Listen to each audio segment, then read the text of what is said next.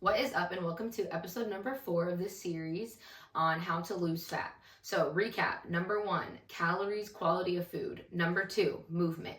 Number 3, mindset. Was mindset. So if you haven't seen the first 3, go back and watch them. They're all super quick, maybe like 10 to 15 minutes long. This one's also going to be pretty quick, but they're just going to give you an overview of the 4 biggest things that you could do. So if you follow these 4 basic principles, they're going to move the needle the most for you than anything else will, than any supplement, than any fad diet, than any HIIT workout, than any extra cardio. If you focus on just these 4 things, your calories, quality of your food, your movement, your mindset, and your sleep, you are going to change the game. Okay, so let's get into it before I just keep rambling, because I love to ramble. So sleep is so important. So sleep isn't just, something we do just because we get tired. Sleep is where all the magic happens. Sleep is where your body repairs itself when it is sleeping. So many things happen when we sleep that it is so important to not just miss out on our sleep consistently. Obviously, you might have a bad night's sleep here and there. You might have a couple weeks bad sleep, especially if you have kids where they're just not sleeping. So of course, that I'm not talking about that. I'm talking about just trying to make your consistent sleep routine as healthy as possible. At least some people need less sleep than others, so just figure out what it is that you need. But generally, most people do really, really well with about 8 hours of sleep, 8 hours of in-bed sleep time. So that's what we're going to talk about. Now, why is sleep so important? Like I already mentioned, recovery. So if you're doing all the things, you're crushing your workouts, you're crushing your protein, yeah, of course, that's going to get you. Those are the big blocks, of course. That's going to get you so far. But the lack of sleep is going to catch up with you. And eventually, it's going to cause your nutrition to suffer. It's going to cause your exercises to suffer. It's going to cause you, right off the bat, it's going to cause your ability to build muscle to suffer. Now, you will still build some muscle. I'm not saying that you can go crush your workouts, make sure you're hitting all your proteins and then protein targets and consistently for a very, very long time. And you're not going to build any muscle at all if you get 4 hours of sleep. That's not what I'm saying. You will still build some muscle, sure, of course, but you will hit a wall, and you will be leaving so much on the table in terms of what you could be doing and how you could be changing your body if you're not getting that proper sleep. So recovery. It also just adds more stress on your body. When you have lack of sleep, it increases your cortisol levels, that stress hormone, which isn't a bad thing. Your stress or cortisol hormone is supposed to be active, it's supposed to be moving at the right times, obviously. There's nothing wrong with your cortisol spiking at an appropriate time. In the morning when we wake up, for example, we have higher levels of cortisol because that's our body's way of getting us up, like get up. So we have a little bit of cortisol there, but I'm talking about extra additional stress that's making your body work harder because you're running on 4 hours of sleep.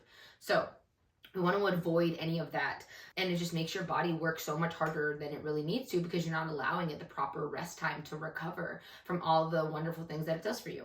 We have to kind of zoom out a little bit because lack of sleep is directly correlated to being tired, right? But what is it indirectly related to? That's what we need to really figure out, because that is what is going to affect you the most. Not just being tired. Oh, I got to push through my day. I got to have some extra coffee. I got to, whatever. That is the direct cause of lack of sleep, but the indirect cause of it is going to indirectly affect your mood. It's going to indirectly affect the choices that you make for food because you are tired and your body is craving that energy or like that quick dopamine hit. So your body is going to automatically crave highly processed, high fat, high carb, high sugar foods because it's going to give it that immediate rush of dopamine and feel good energy. And that's what your body's craving because it's so tired. So we have to really take a step back and realize that you're not just missing out on sleep. You're not just missing out on the recovery of what it is that you're doing. You're not just missing out on the muscle building part of it. You're missing out on regulating your hormones, and your body can no longer appropriately tell you if you're hungry or not. It's really just going off of emotions, basically. You're not able to regulate your hunger hormones, and you're not able to regulate your hunger cues, what you're hungry for. The cravings increase with lack of sleep. Your willpower, because some people just get cravings all the time, no matter if they have good sleep or not. That's normal too, especially when you're just starting out and you haven't really changed your palate. Eventually those cravings do go down the less processed foods that you eat. But let's just say, you always crave a sweet treat. It doesn't matter. You eat really well, but you always just crave things. this will enhance that. This will make it harder for you to say no. Oops, my son's daycare is calling.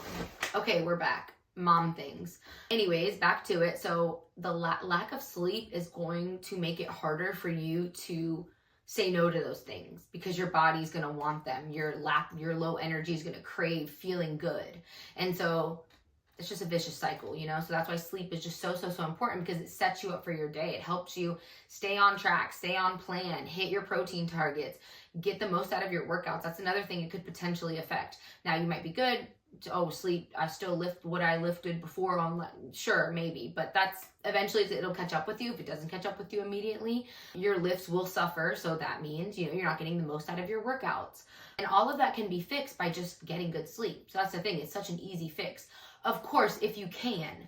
Now, if you work at a job where you are working, you know, a night shift, and then during the day you have a kid to take care of, and you can only sleep a few hours in the middle of the day because that's the time that you have, I'm not talking about that. You know, I'm not talking about situations where you can't control it. What I'm talking about is choosing to sit on your phone and like scroll until midnight, or watch TV or read a book until midnight when you should be sleeping, and then trying to wake up the next day at, you know, 6 or 7 o'clock in the morning to get your day started, to go to work, to get your exercise routine in, to make good health food choices, and you're finding it almost impossible. That's because you're setting yourself up for failure the night before by not getting into bed at a decent hour. So now that we talked about kind of the importance of it, or why it's so important, the direct effects, but also the indirect effects, then I kind of want to give you a couple ideas or maybe tips to help you get better night's sleep if you're struggling with your sleep. So, you know, cold room, dark room, of course, quiet. You can also get a sound machine if that helps you kind of fall asleep faster. Those are really helpful. Making sure that you know, aren't spending a lot of time at night on your phone. I know that's hard because that's like free time, screen time. I get that, but just try to put it away. You know, no one's perfect. I try to put my phone away at least an hour before I'm going to bed, just because I should probably do it earlier, but that just works for me. So cut out your screen time as early as you need to. You know, maybe don't watch TV in bed, read a book instead. You're gonna have to find what works for you, but the point of this is that your sleep, it starts with the night before. It starts before you get in bed. You know, set yourself up for success for the night. You know, don't lay down at 11 and then you're upset because you can't immediately fall asleep, so you actually don't end up going to bed until 12.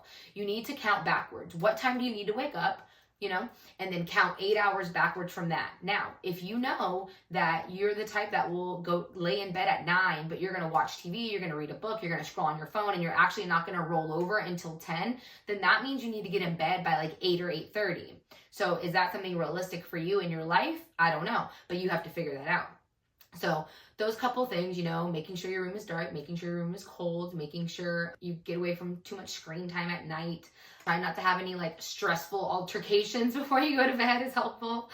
And just sticking with the same routine, you know, counting backwards, giving yourself good enough time, not just to be in bed, but to fall asleep. So if you know you need a little bit extra time to actually fall asleep, get in bed earlier. Those are all just some like basic ones that just kind of came to my mind. If you have any more that you want to suggest or that have helped you, drop them in the comments. If I think of any more, I'll put it in the description. But really the point of this video was just to really educate you on the importance of sleep. Sleep is so important, and it's so ignored because we don't see kind of the instant effects that it has on us, although they're there if you're looking, but we don't correlate the two. We don't think, oh, my workout's sucking today, or oh, me going for that second donut this morning, what did that have to do with? Like, we don't correlate the two, so that's why we don't focus so much on sleep, but sleep is honestly one of the most important parts. So I really hope you enjoyed this series. I hope it was helpful, and just trust me and trust the process of what I'm saying. If you can focus on these 4 things, and you don't have to do them all at once, I want to really emphasize that. If you feel like you need to get the calories and the quality of food down first before you can move on to getting some kind of movement in, that's fine. Do 1 step at a time. If you feel like you can do a couple, that's also fine. This is all very subjective to the person, you know? So just figure out what works best for you, track all your progress, and make sure to track all those non-scale victories, okay? So I will see you next time. If you have an idea of what a next series should be, just let me know, and I'll talk to you later. Bye.